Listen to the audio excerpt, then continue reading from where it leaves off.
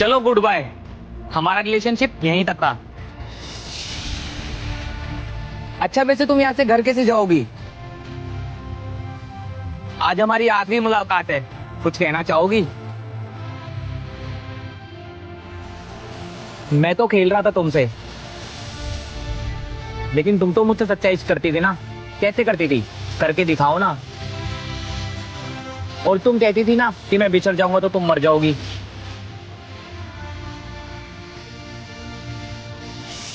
मर के दिखाओ ना।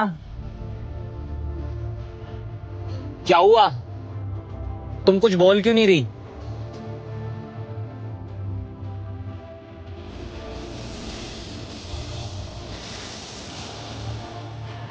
मुस्कान, मुस्कान।